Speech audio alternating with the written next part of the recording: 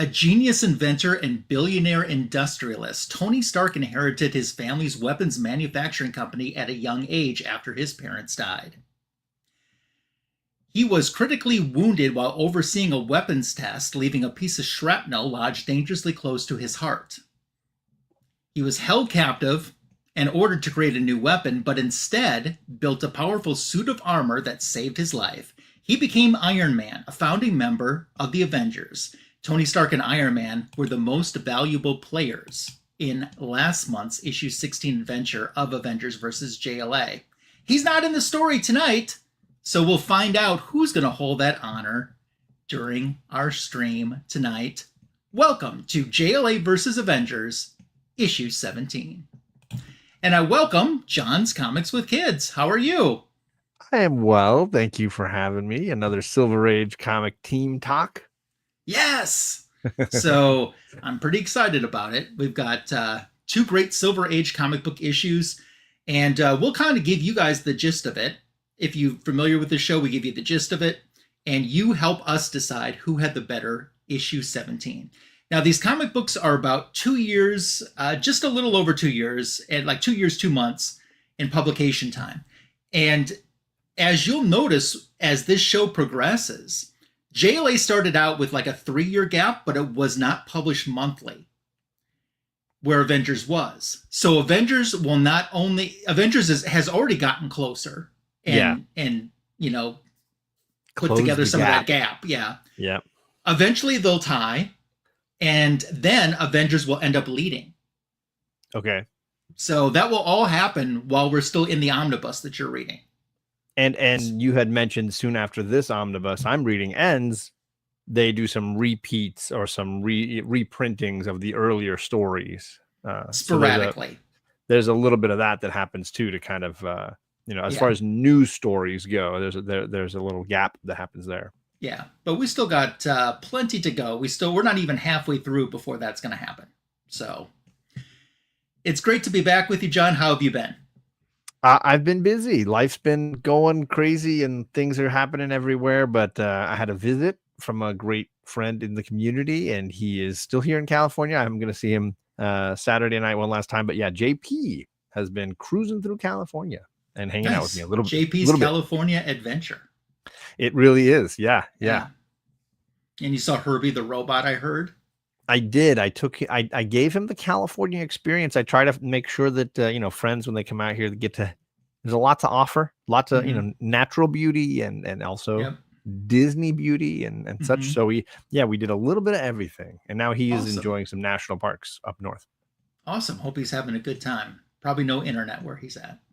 No, and he's probably happy about it. Yeah, probably. So let's look at our roll call tonight. Who's in the live chat with us? If you're watching on the rewind, thank you so much for choosing to check out our show this evening. We start out with Muabunga to White Tiger, cool, calm, collected. Hope you're doing well. What's up, Ruby? Thanks for being number one in our hearts and in the chat. Gordon is here. We're doing well, Gordon, and I hope that you are too. And Gordon says, John, you have to say something to your enemies. I was not aware. I don't know if this is a D&D thing. Okay. They're everywhere, though. They're everywhere. John is in the chat as well, wondering how many enemies he has now. And Gordon not offering any solutions with that. No, he seems to be happy about it. Yeah, I'll say radio station to Tim, the comic collector. How you doing there? And then Joe is here as well, Anachronic Comics. Hi, Joe. How are you? Live long and prosper, Joe. I hope you're doing well today.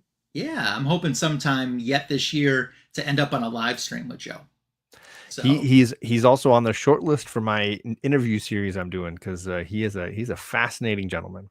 Now, is this your Saturday morning interview or your other show, Interview a Vampire? No, I'm just kidding, Joe. I'm just kidding. Yes, I try to do them Saturday mornings. I did a one-off with Roger on a Monday, really good. But I got Mars from that comic girl, friend of Jennifer and mine, coming on this Saturday. Cool, that would be a good show. Yeah, she's we got awesome we got a great roll call to get us kicked off tonight. So absolutely. And let's talk a little bit about how we obtained our comic books for issue 17. I have mine, and we can, I guess, at the same time too. Let's talk about how we got them before we go into the covers. My issue 17 came about very recently. For those that have been following, I am working on my JLA Volume 1. And there's actually, this was the second to last issue I needed. And I just got this like, not last month, but the month before. Nice. And the last issue I need is 19. So that means I'm going to be okay next month. But the month after, I better get some shopping done before the month after. Yep. Right. November's coming. Yeah, exactly. So that's, and then I'll have it wrapped up. What about you for your issue 17? When did you get yours? I'm struggling to remember how I believe this was one of the ones I got near the end. It wasn't one I had prioritized, not a key or anything like that. And I think it was something that I had just sort of snagged when I saw a copy for sale somewhere. I had been posting, I think, for a bit at that point. Hey, these are some of the ones I'm looking for. I've only got 5 or 6 left. Do you have one? And people would reach out every once in a while and say, hey, I got one for sale. And so I think that's how I got it. I don't have any notes on the back, so I can't remember exactly who I purchased it from, but it was definitely a lower grade copy with a lot of spine ticks and a funky stapling. The staple is actually like in the box there, in the corner box. Yeah. It's right in, and I don't know if it just was it had rolled funny or whatever, but it does have a funny little thing there. But and it's a manufactured staple and not an added. Yes, one? It's not. Okay. It's not an added staple. There's no additional holes or anything like that. And the other staple is kind of in a similar spot. But yeah, the colors are still really strong, so it presents very nicely. Yes. Since he shared it, because I didn't want to say it because this is his news. Joe just completed his JLA Volume 1, and I'm happy to say I played a very teeny tiny part in helping him complete it because I helped him find the issue he needed to complete it. Because that's what I love. Another thing I love about this community, you talk to someone, and first of all, I felt no competition to Joe or anyone else. I am on my own collecting journey. Sure. So, and that's how it should be. Yeah, and so that's why when I'm like, what issue do you need? He tells me it's an issue I already had. So now when I'm looking for my last JLA, I see the one that he needs, and I'm like, here you go. So that's okay. You sent me one that helped me in my collection already, so you got me a step closer than I would have anyway, which I really appreciate. But let's start talking now, and as we hit the topic of the covers, you can start voting at any point here. Yeah, those of you in the chat, you've seen the 2 covers already. Maybe you remember them, maybe you own some of them. But you can leave your comments and your perspectives on it. So let's start talking our thoughts on the Justice League cover for issue 17. What do you think, John? What strikes you on this cover? It does feel like one I've seen already. Like it does seem reminiscent maybe of some of the covers we've had before this. What I like about it is the spacecraft has a really fun design. And I love what my daughters taught me. The term is ombre, meaning the dark to light colored background, right? So we start with the dark purple or pink at the top, and it slowly almost becomes white at the bottom. That is a very effective background to give this a kind of otherworldly feel. So it has a nice vibe that gives me Adam Strange vibes, which is perfect for the topic inside of the book. Yeah. For me, I think the pink is cool. And that probably was a very cutting technology when this first came out to be able to do a color like that. Sure. The ship almost looks like a Batman ship. It's reminiscent of that. Once again, we still don't have Batman or Superman on the cover. That's what Joe says. Going to change. Yeah. We're not going to have that on the cover. Right. But I like it. I like this cover a lot. I think it's fun. I think it's interesting. Hey, Bleecker Street, how are you doing? Thanks you're here at the right time. I think it's a very effective and very entertaining cover. My only gripe is that it feels like a cover I've already seen. It just feels like I looked at it and I was like, did we read this issue already? I can't remember. Something about the way they're all sort of being caught up in this whirlwind just felt common to me. So it didn't stand out in any way, I guess is what I'm saying. Okay. Let's switch over to your cover. and Sure. talk about it. Yes, sir. Oop, I'll go on this side. There you go. That's a little better. Typical for this era of Avengers, lots of word balloons. We got the arrow, we got the big title one, and then of course at the bottom, Stan's got again in a little paragraph of information that tells you, by the way, there's no Thor, there's no Iron Man, there's no Hulk, and although Hulk does cameo, no Giant Man, no Wasp. Is definitely reminding us that this is a new team in this story. But what are your thoughts on this one? I don't like how Hulk looks ghostly. Yeah. Yeah, and for someone that's really not in the book that much, he takes up a lot of cover space. He does. And his appearance in this is quite odd. And minimal. Yeah. As almost if they're saying, hey, remember the Hulk sometimes shows up in here. Please buy it. Yeah, but he doesn't really impact the story in this one. Yeah. It's not my favorite. No, mine neither. I've seen worse. Yeah. I don't mind the perspective on it, but it suffers from the typical, covers at this time. Joe makes a good point, though. You are drawn to the Hulk on the cover. Yeah, so. He is the focal point with a giant arrow above him, and he like you said, takes up such a significant portion of the lighter corner of the cover. Yeah. So what do you guys think in the chat? Who had the better cover? That's what we want to know. Yeah. I'm going to go for JLA as my vote. And I think I will too. I think the art was more dynamic, and I think in that way, I think has a better design to it. So the look of it is stronger. And I do tend to gripe about the way too much writing on the cover that happens with these Avengers covers. So sometimes the art, I believe this is still a Don Heck on cover with some Kirby penciling. Perhaps Kirby might be doing a few of these covers when he's not in an interior art. He's still kind of sketching out a rough version, and then guys like Ayers and Heck are coming in to kind of finish it out. Yeah. So JLA got a vote from Joe. He likes it better. And once again, with the JLA cover, I do like it better. Is it one of what I call sometimes a poster-worthy cover? I wouldn't say that, but I do like it. I like it. I like the cover, and I like the cover better than the Avengers cover. Okay. And Bleak's choosing the Avengers. He likes the more interesting and fun and color. He likes the color work. Okay, that's fair. Going on over there for sure. Okay. Fair. Yeah. So we'll kind of shift over to our next topic, which is the ever important story.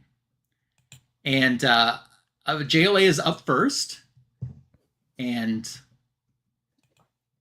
I will show, and you can narrate.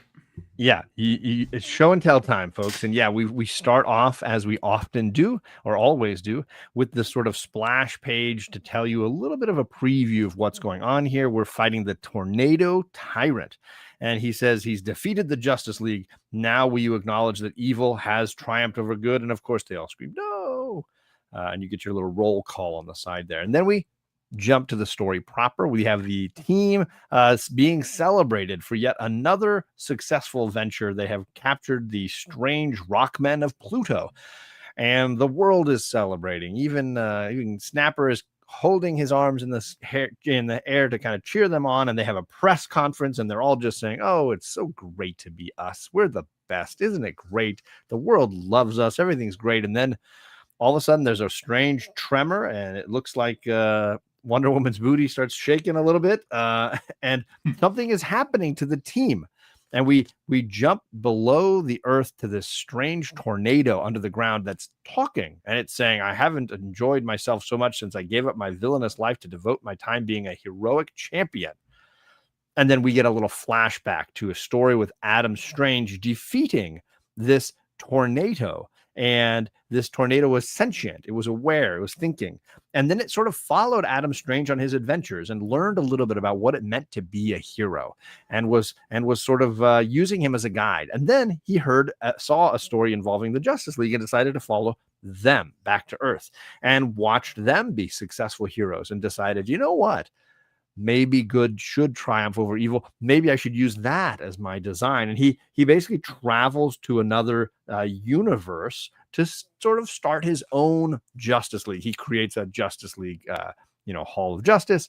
He then starts to use the ability to create versions of the Justice League with his powers, which, gang, let's be honest. If you can recreate every single Justice League member and their abilities, like, you have a lot more power than you're playing with here. Let's use that. Let's start with that. But whatever, he's going to duplicate. So he duplicates them all and then starts saying, yes, now I can prove that they are the best in the world, whatever. And instantly we go to the next story, and there's already a problem in this alternate universe. There's this giant stone creature destroying a lighthouse, because apparently in this alternate universe, there's a lighthouse as well. What's up, Kenneth Bird? Thank you for coming. And Aquaman is under the ocean. He's trying to stop this creature, but the eels attack him instead, and they capture him. We also have this weird crystalline monster who's destroying homes and people, apparently they're humans in this universe, running away in fear. And that's when Batman shows up to try to stop them. But his bat jet gets sort of overwhelmed by this acid, this gas, and they capture him. And then we have Martian Manhunter chasing some criminals in this other universe. And they, of course, trap him with fire in this escape, and he sees a strange vision, and they basically are able to capture him. Then we see the Flash chasing a bank heist car that's getting away, and it keeps going faster and faster. He can't keep up with it, and all of a sudden he crashes, and it turns out to be another method of capturing another Justice League member. Next up, we've got Green Lantern, and Hal is defeating some people that have been knocked unconscious. He's fighting a gas that's basically knocked some people unconscious. He's using his ring to stop this fog, but of course, then that turns the fog from pink to this noxious yellow gas, and it knocks him down and out. He can't fight back. Wonder Woman is running through the deserts of Los Alamos, New Mexico, and she sees this frost monster, and she tries to use her lasso, but then he turns it on her and wraps her up and then takes control of her. And then we, of course, get Superman, and he's battling a giant metal robot, and when he smacks it open, lo and behold, on the inside is kryptonite, and he has now been captured as well. And then we jump over to we got Green Arrow, and he's fighting they don't name him, but it does look like a Gorilla Grodd type. And he fires an arrow at it, but it seems to be some kind of a dud, because it turns around and knocks him out. And then lastly, we've got the Atom, and he is dealing with a strange mechanical monstrosity that's emitting a deadly ray. And he tries to stop it, but somehow there's a noxious gas in the Atom spheres there, and he gets taken as well. So, dun dun dun, whole team annihilated or taken apart. And we jump to part 3, where there is a tornado being. So, gang, this is where we have some questions. We have some questions, because I thought all of our characters, this is me as the reader, I thought all our characters were created by a good tornado guy, but now those creations are battling an evil tornado being. Confused. Color me confused. All of the heroes are saying, oh, it's not fair. You took us on one by one. If we were a team, we would have been able to stop you. And the evil tornado being says, all right, I'll give you a shot. Like, you can all face down against me. Let's see how this goes. And gang, it, spoiler alert, doesn't go well. They tried teaming up. Flash and Green Lantern go after it, and it seems to, reverse his spin, but then all of a sudden he turns it on Green Lantern, and Green Lantern gets taken out, and then he uses Green Lantern's blast to knock the Flash out. Then Wonder Woman and Superman, they try to team up, and they're like, oh, well, I'll use my lasso. And she throws the lasso around the tornado, and he basically uses that to pull the magic from the lasso to somehow subject Superman to the magic, but it doesn't really specify what that is. But that knocks both of them out. Then you've got Martian Manhunter and Batman attacking, and he basically makes fire to doom Martian Manhunter yet again, and then uses the Martian breath of Manhunter to knock Batman down. Then we jump to the last 3, the Atom, Green Arrow, and Aquaman attack, and he turns the Green Arrow's arrow into a freeze arrow to capture Aquaman. He then uses a jellyfish somehow to capture Ray Palmer, the Atom, and then finally uses the Atom's powers to shrink Green Arrow down, and it defeats all of them. Well, Bueller, how you doing, buddy? Hey, Bueller.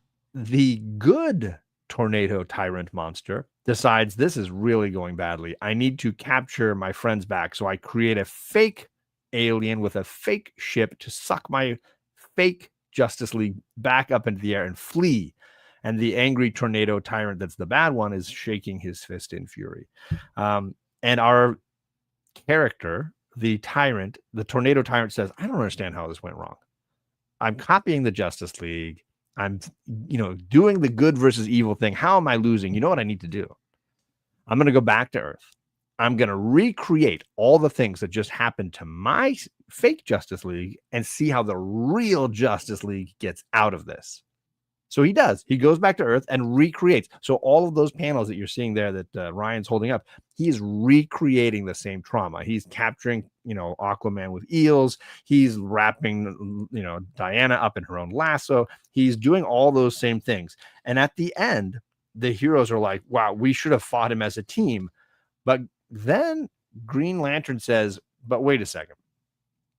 I recall fighting a scientist with a split personality with an evil portion of which was based on atomic radiation. Maybe if we turn that atomic radiation against him and destroy it with anti-energy, we could defeat this creature. And lo and behold, it works, which leads our robot to say, whoa, would that work on my villain? I'm going to go back and try that for myself. Dun, dun, dun, and comes back to, looks like the Tornado Champion is destroying the city. So now we see the city is being destroyed. Giant waves are just crashing down, and he's got to recreate his Justice League and have them set about stopping all these things, the volcanoes that are erupting, the bridges and dams that are getting destroyed. And then the team charges in. And the villain tornado, again, keep track. There's 2 villain tornadoes.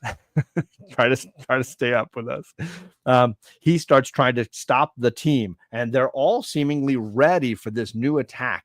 And what's happening? I'm fading away. Well, we could not create anti-energy to destroy you, so we did the next best thing. We calculated the exact moment of energy needed to teleport the evil spirit into the antimatter universe, where it would automatically cease to exist. So they basically killed it, which doesn't seem very Justice League-y. And in the end, the tornado's like, yep, I am right. This is how you do it. I'm a good hero now. Dun, dun, dun. I definitely have things to say about that story, but we're going to recap the Avengers one first, and then while people are voting, we can put some thoughts in, okay? Joe says, at this time, the writers never knew how to use the Justice League. Each fight was basically a series of Brave and the Bold team-ups. Yes. I do want to do some official welcomes. I know we said hi during the review to Kenneth. I hope you're doing well. And I want to say hi to Bueller as well, who has stopped by. So thank you guys. Made my night by showing up. And all of you being here. It's awesome. So, you got your assist ready for me to hit the... Oh, you do? I am ready for you. Okay, I'll get to the splash page here. Yeah. So we got this great splash page. Are the new Avengers going to succeed in their search for the Hulk? So as our story starts, we have the new Avengers, Scarlet Witch, Quicksilver, and Hawkeye. And he's asking if there's any questions. Rick is showing some resentment that he's not a full-fledged member and Cap won't make him one, but he makes these Johnny-come-latelys, a member. And what they are thinking is... Quicksilver thinks I must be patient. With great speed, it's only a matter of time before Quicksilver replaces Captain America as leader. And Hawkeye's kind of thinking the same thing, thinking that Cap is a relic from World War II. Why should I take orders from him? And Hawkeye says, hey, should we vote for our leader? And Cap immediately shuts that down and says, at ease, you imitation Robin Hood. When you've been an Avenger as long as I have, then you'll have the right to speak out that way.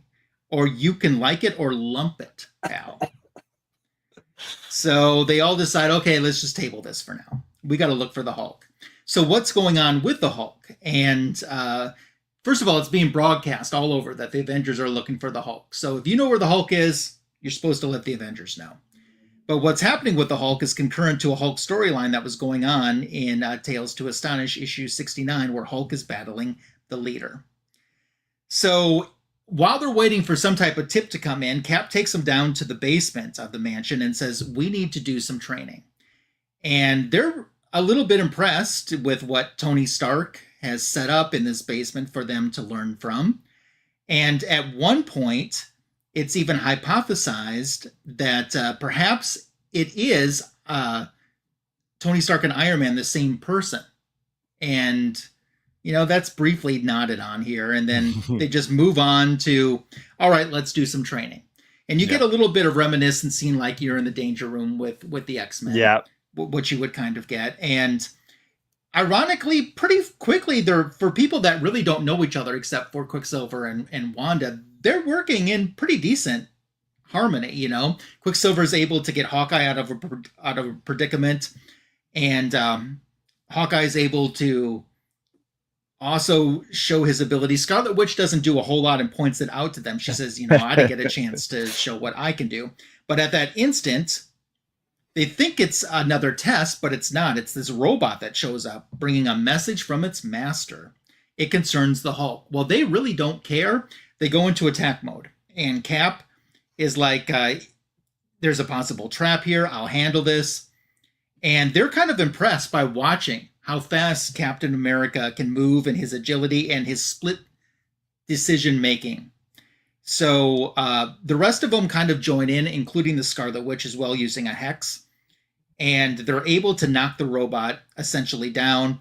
And on the next page, Hawkeye completely takes the robot out. So we find out that this robot was sent by the Mole Man. He was sure that the robot could destroy them, especially with Thor and the other powerful ones gone. These new Avengers aren't nearly as powerful as what they used to be.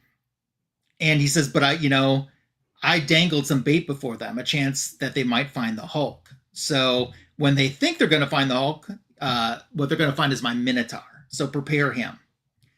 They start heading out into just a suggestion that Cap has, a hunch. They're heading for the spot where the Hulk helped them fight the Lava Men many months ago, he says, which was in Avengers issue number 5. So they land. Quicksilver checks out the place. He says there's nothing there. But unbeknownst to them, just a little bit beyond where Quicksilver was checking, the Hulk is a prisoner inside a hidden retreat. And they recap a little bit how, for a panel there, how the Hulk got captured. And they start looking around a little bit more. They've got a map of the area, but all of a sudden, Mole Man pulls his device and they go falling. And instantly start working as a team as Cap orders Hawkeye to shoot, one of his bows with a cable on it. And they start making a chain. So they're all can repel kind of down a little bit and be a lot safer.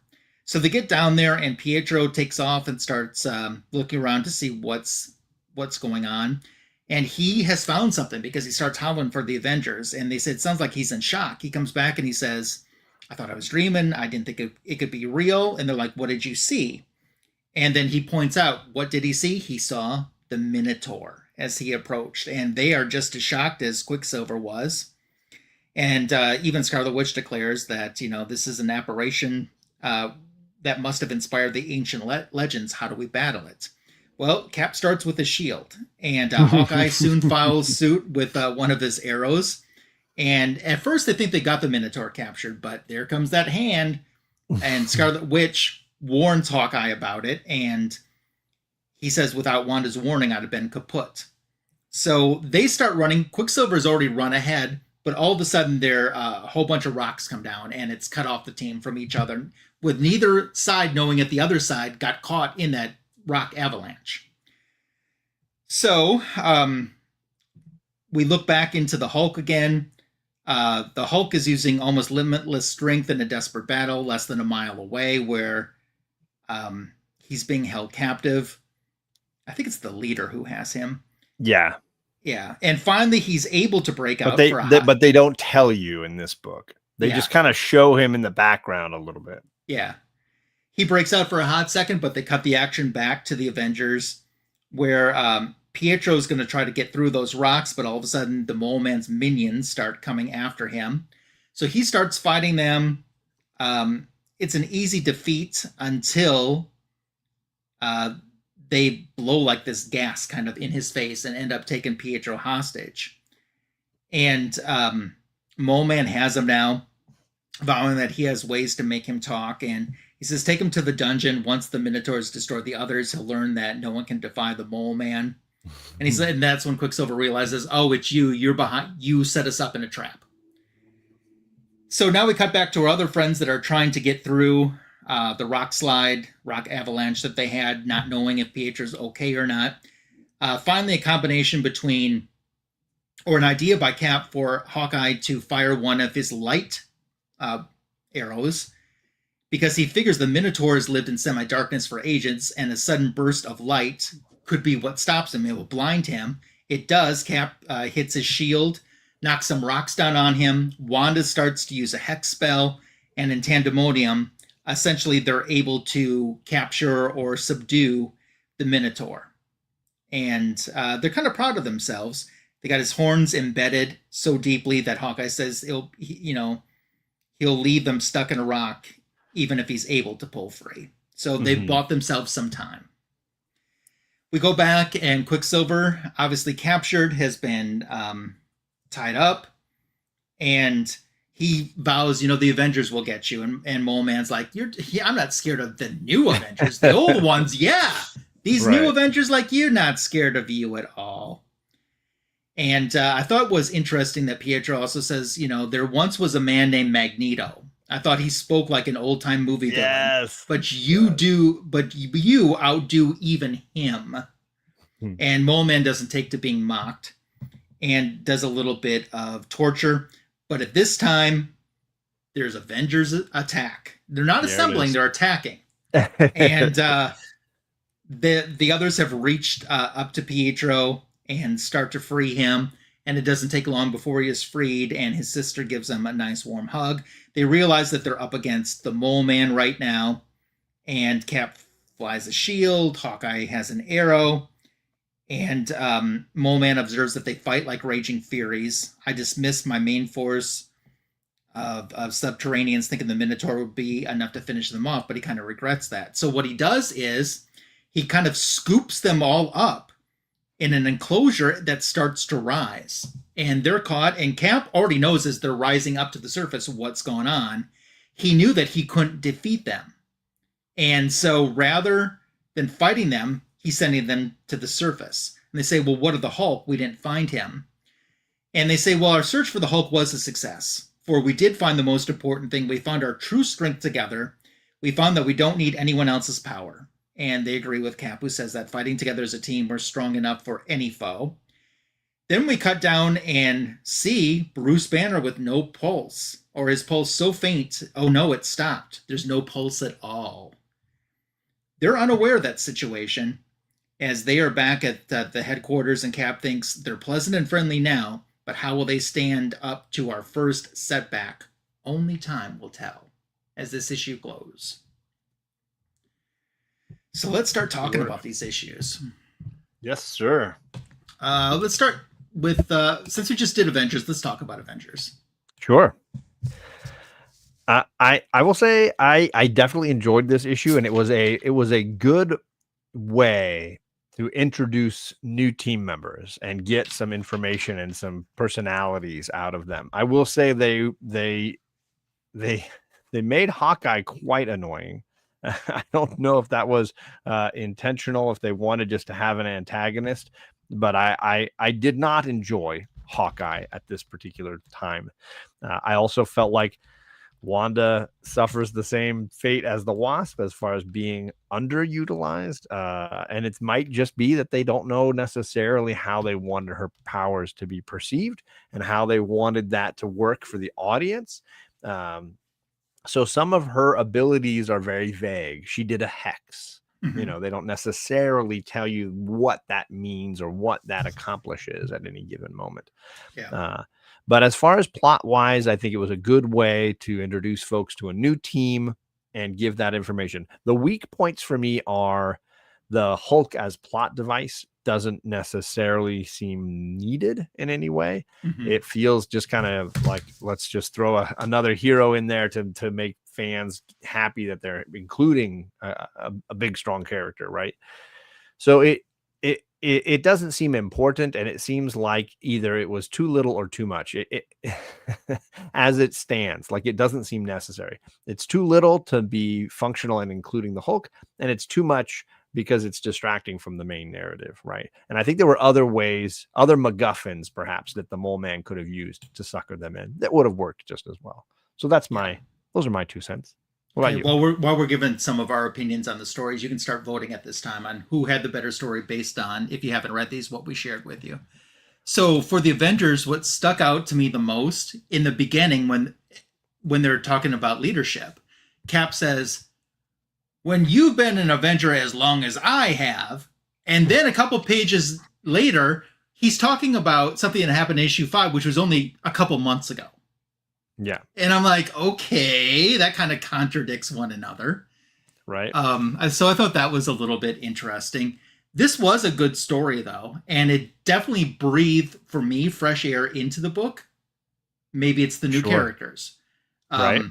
I agree with what you said about the Hulk, not so much really needed as a plot point, because he's just, you could have the same story if you took all the Hulk parts out. Right. And the Mole Man and the Minotaur should have been the focus, right? Yeah. And there were lots of ways they could have drawn them in, lots of bait that the Mole Man could have potentially used. I don't think the Hulk thing works like it should have. Yeah.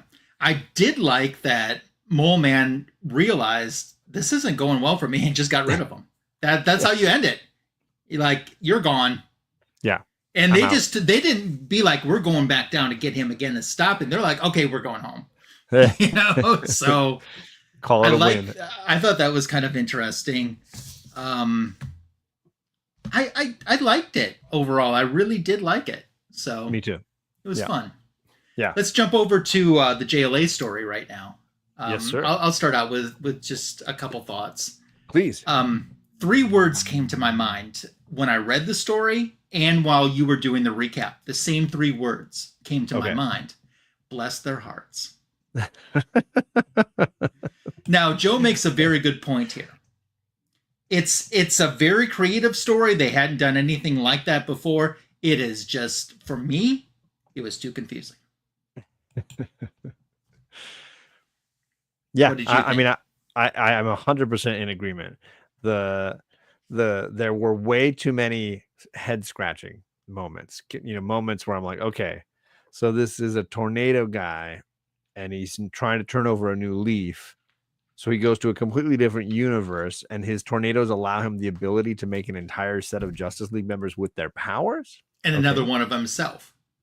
Yeah. As an antagonist.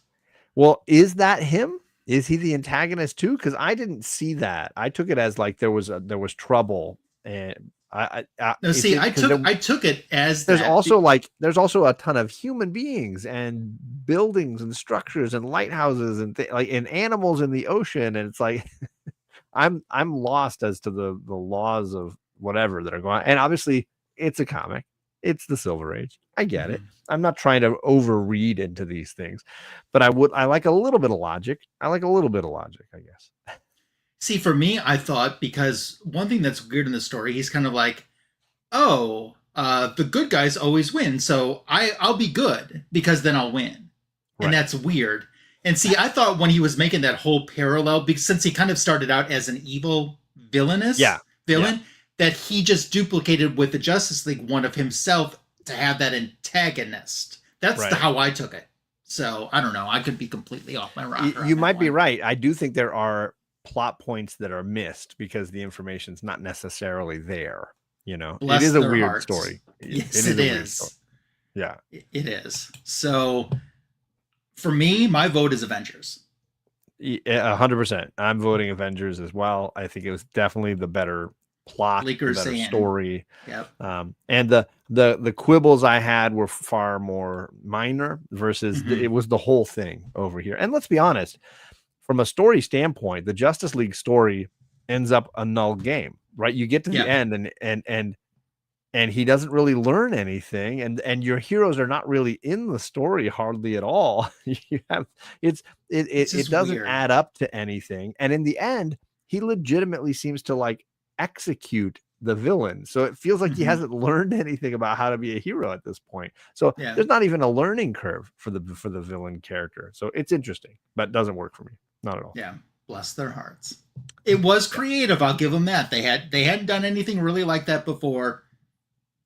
Good for them for trying something. Points for audacity. Yeah, exactly. So it's looking story-wise like it's going to be Avengers tonight. So let's go over to the art, and we'll stick with Justice League. For me, consistent artwork again. Every month that we do the show, there's no complaints about the Justice League artwork. It's consistently good. Yeah. Even though I'm not crazy about the story, the artwork is still fantastic. Yeah, it's very strong, and I like seeing Adam Strange and some of the little cameo bits from his book with the cool spaceships. That stuff was wonderful. I am very much taken with the Trinity and how well he's drawing some of them in this. Specifically, Superman and Wonder Woman, I think, are drawn particularly well. And every time they're on panel, I'm very happy about it. Yeah.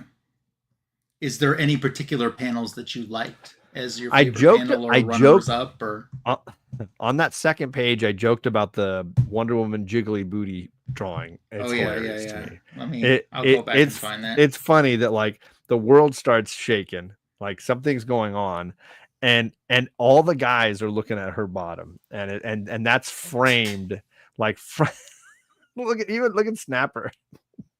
It's kind of like if you were to just take that if you just took that panel and didn't explain it and just posted it somewhere, what do you think is there? What are they looking at? They're all just like, oh, she got that junk in the trunk.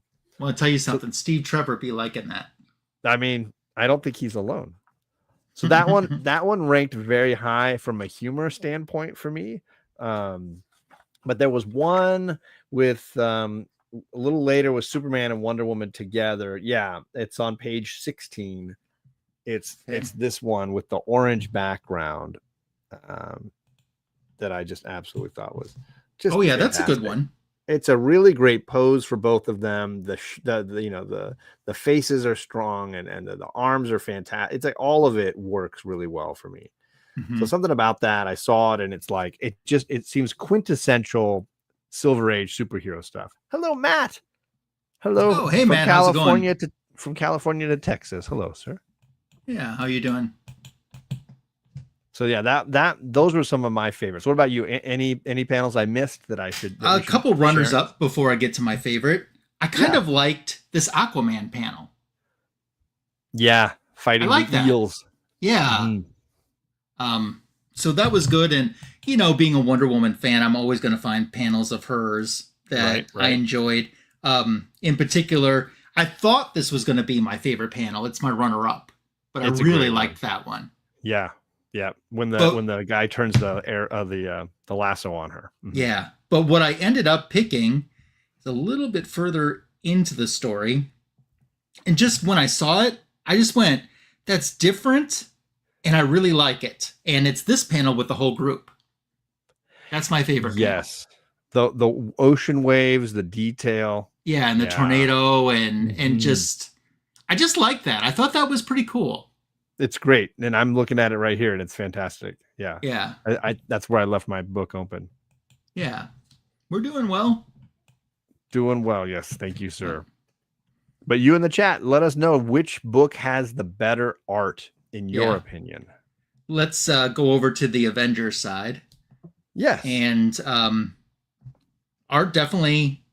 I no complaints on it. No, it's not as detailed as the Justice League, but I still like it.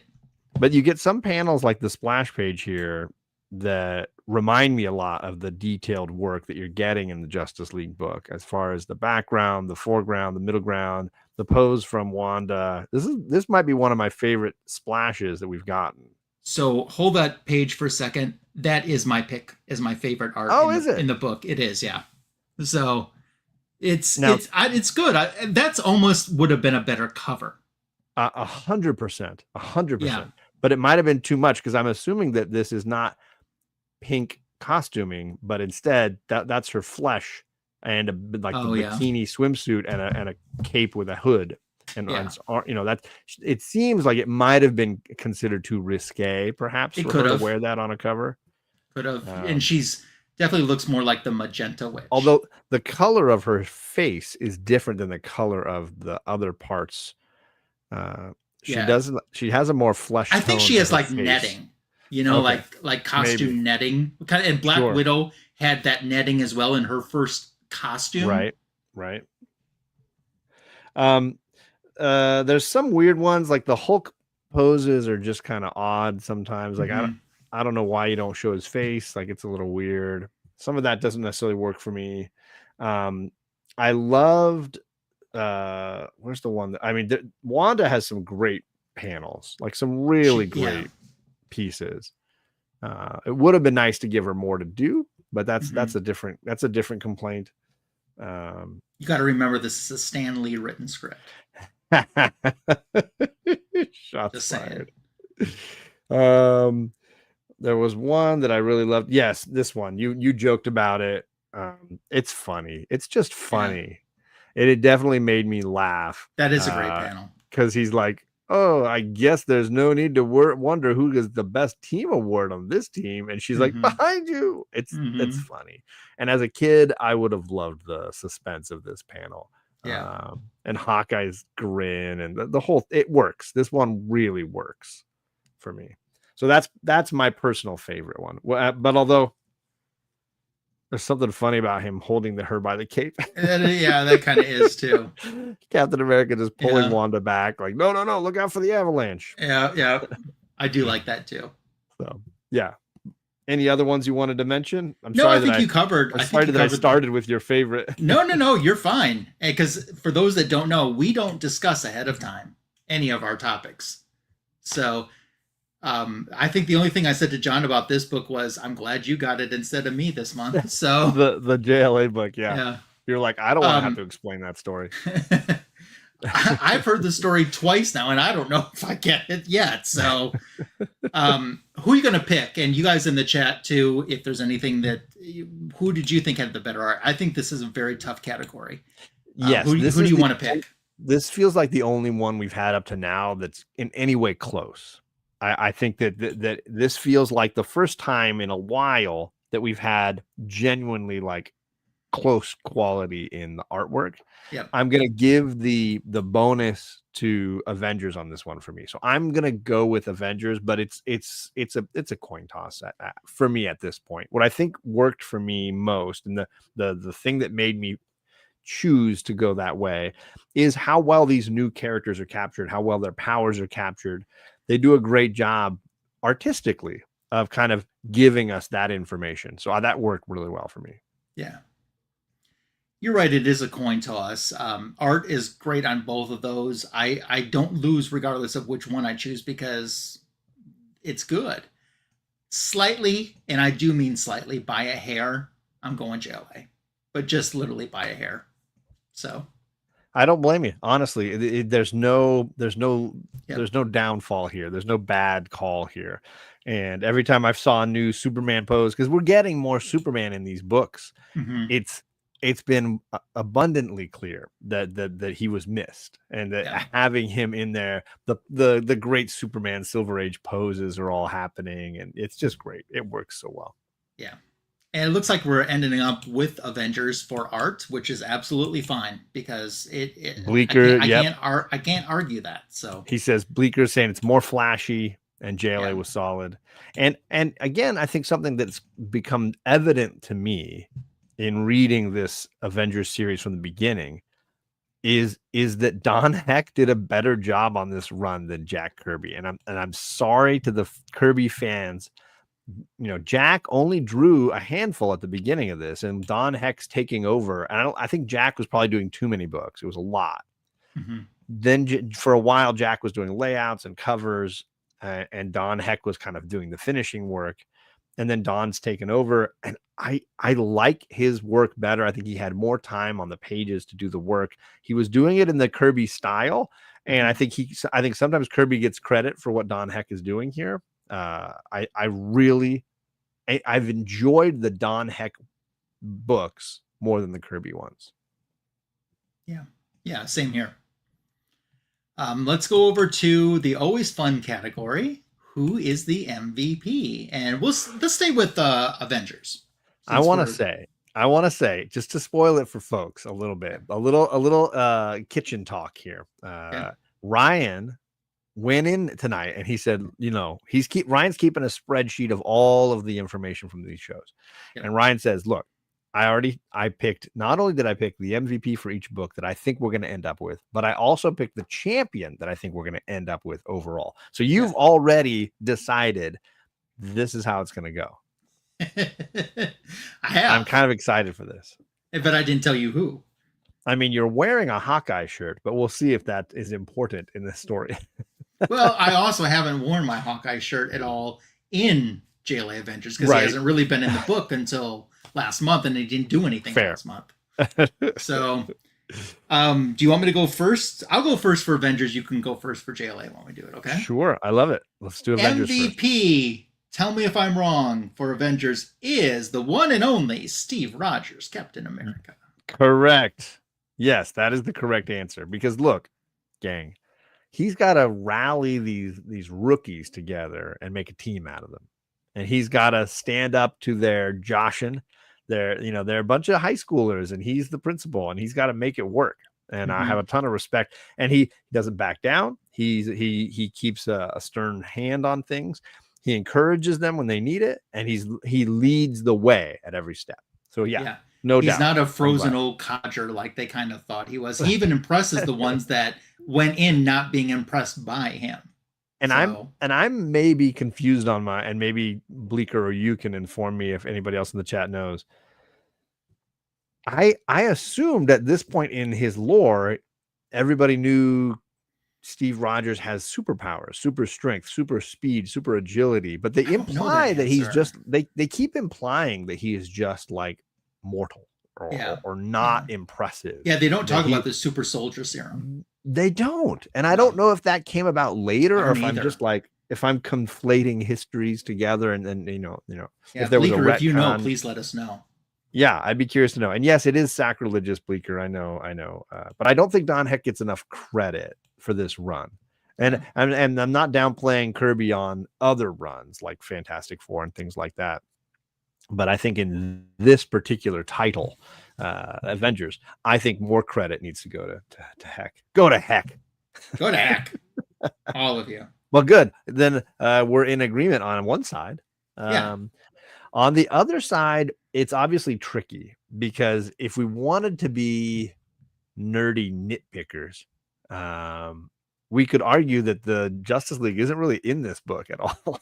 We could argue that they're kind of not here, and this is all like phantom projections of the Tornado Tyrant, in which case it's really challenging to pick an MVP because none of the characters are properly in the story. How do you balance that concern in your mind? Because in my mind, I felt like go ahead. No, you go ahead. Finish your thought.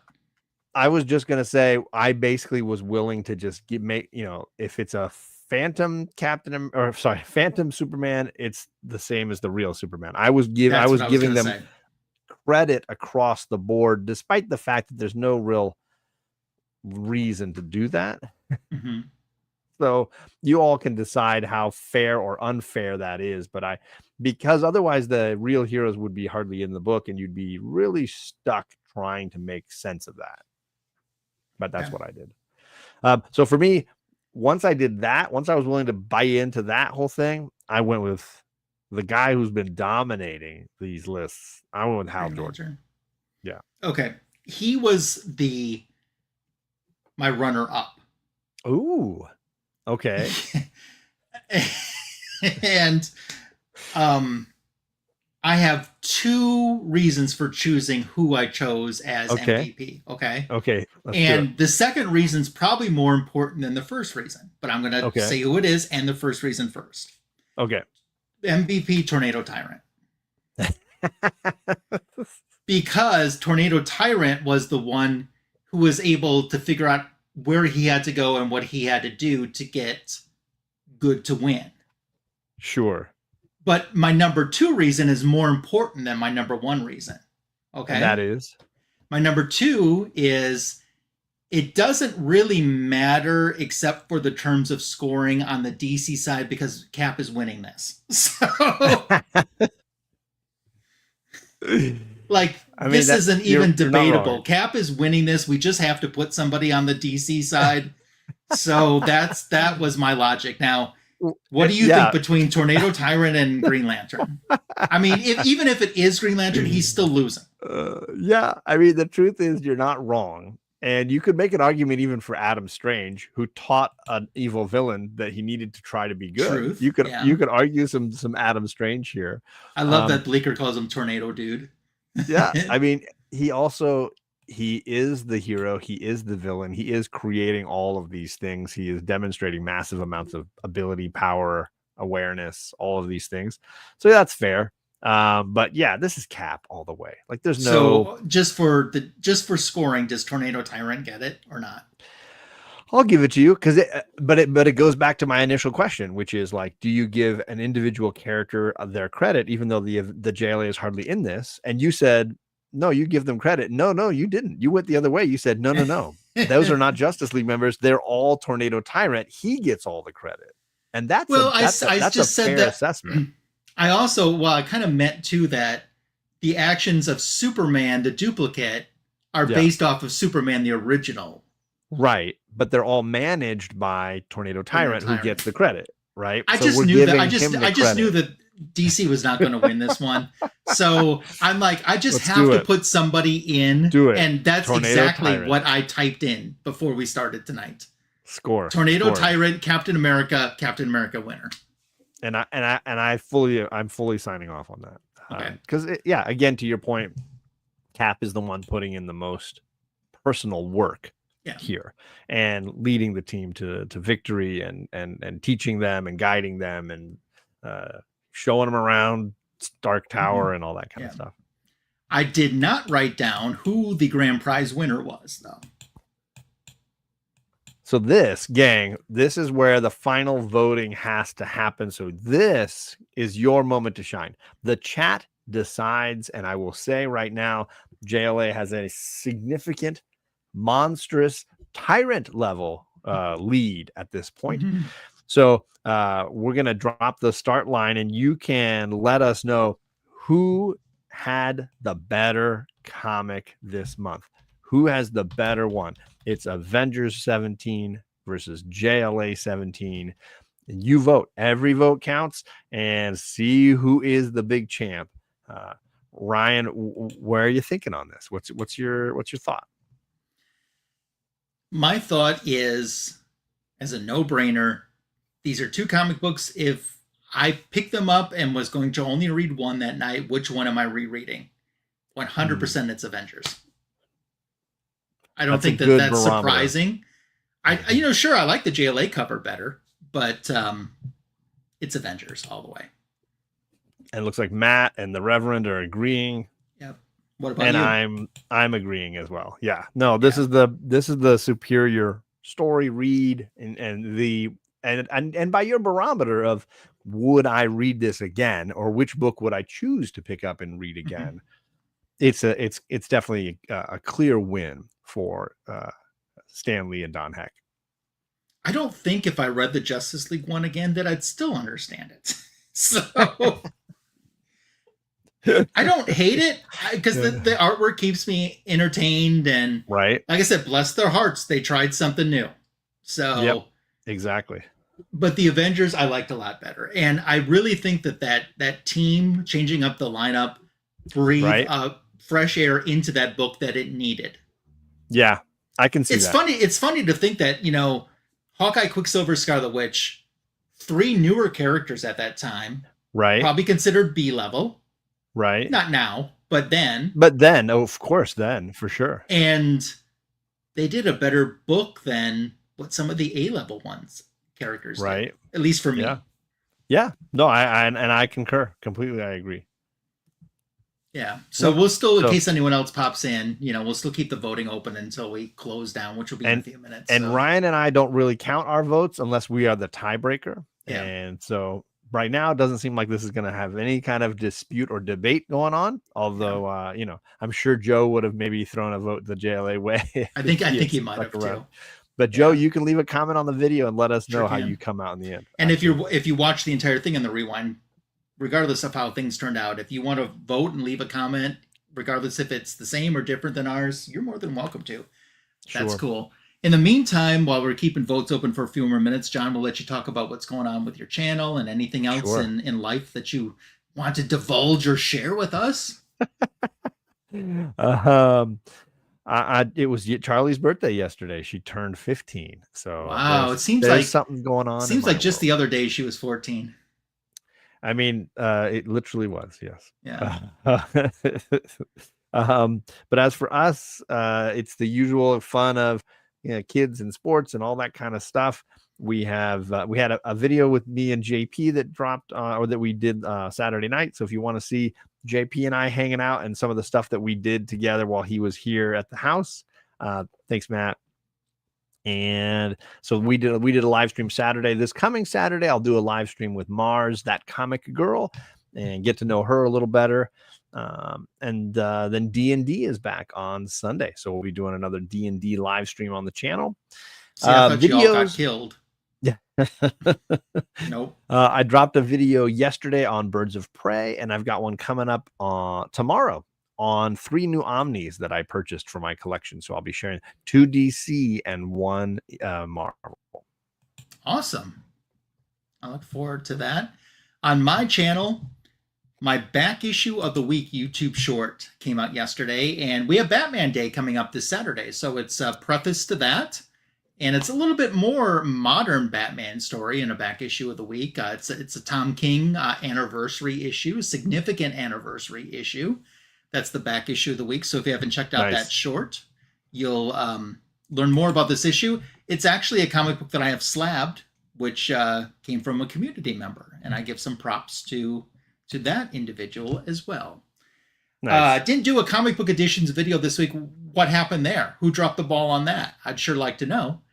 But last week's video is still up. And in last week's video, I collect Adventure Comics by DC and Amazing Adventure Comics by Marvel. And I show some of both comics from each title that I've added into my collection. Nice. So that video is still up there. This upcoming weekend on Sunday is the greatest DC Comics show on YouTube, Fanboys Live and the Retro Review. And I've officially been given permission to make this announcement. I have 2 special guests this week. And we're going to do something that's going to be Batman oriented. And the permission I got is to announce my second special guest. But we'll do something Batman oriented. And we're going to review my personal favorite Batman story of all time. It's a Bronze Age story. Where were you the night Batman was killed? From Batman 291 through 294. Essentially what's happened is Batman's been killed. Every villain is taking credit for being his killer because they want Sure. So Ra's al Ghul holds court and they interrogate each villain. Has to get their testimony on how they killed Batman. And then you'll find out, no, you couldn't possibly have because of whatever reason. So in these 4 stories, you get the testimony of Catwoman, Riddler, Lex Luthor, and Joker. Who can you trust? Exactly. That's a motley crew. Plus you get a whole bunch of other villains in there, like Poison Ivy and obviously Ra's al Ghul and Killer Moth's even in there and Tweedledee and Tweedledum. And you get all of the... It's the cover for 291. If you've ever, it's usually a wall book when you see it. It's the one with all the villains standing at his grave saying Batman is dead. And every one of them is saying, and I killed him. It's my favorite Batman story. So I'm excited to do this. Nice. And since there's 4 issues, Signature King, Tony and I, who are always on the show, we've already announced Super Russ 9000 is going to be on. Ooh. But now I can announce Joel the Geek is coming on as well. Oh, lovely. Fantastic people. Good job. So, yeah, I'm really excited about that. And I've got, we got 4 awesome people to present 4 awesome stories for you. So we hope that you enjoy that. So, yeah, absolutely. And, John, I just have to ask too, for public sake, New Comic Book Day was today. It doesn't matter if you got your books today or not. Are you getting a Batman Deadpool crossover? I'm not. You're not. Okay. I'm not. I feel like these are books that are going to be very cheap to get later on, and Mhm. I'm not So going to you're care not about ruling it thin out for the covers. future, just not right No, now. and I'll probably read it digitally at some point. I'm not a hater. I just don't. It Mhm. seems like a money grab at this point, and I haven't heard anything to tell me that it's this exceptional book yet. So I'll wait. I'll be patient. Okay, cool. I myself am And a little you? more excited for the Captain America Wonder Woman team up. That's a backup story. One of the backups, yeah. Yeah. I am going to get one copy, and it's the Cap Wonder Woman cover. It's a very good cover. Yes. Yeah. I'll get some other covers in November when the sequel issue drops. I feel like the Deadpool. the DC Batman Deadpool had the better covers, in my opinion. Yeah, I think so too. So, but yeah, I think it looks like the Avengers won tonight. Can't complain with that at all either. It was a good book. Yeah. Good. I'm not going to lie to you, Jack got John. it right. I am getting nervous about this issue 19 business. I'm going to keep the faith, sir. I have faith in you. 2 months time. Too much to go. Yeah. We'll make it. We'll figure it out. Yeah. Let's see. Next month I'm okay. But okay. Next month's show will be on John's channel. If you're not subscribed to him, there's a link in the description for this video because the show alternate months. So issue 18 will be on John's channel. And it'll be another fun time. Yes, sir. The Avengers assembled tonight with a much needed win. Yeah, thanks to you guys, and thank you guys for watching. We hope you enjoyed the show tonight. Anything else that you want to add before we wrap up? Not at all. I appreciate everybody for hanging out with us, and be ready for more. Yeah, awesome. Thank you again, John, for hanging out with me tonight and just having some fun talking about some Silver Age comic books. And thank you, 100%. regardless if you were in the live roll call tonight or just watching in the rewind, for being here. I hope you have a happy, healthy, and safe rest of your week, and catch you soon. Bye.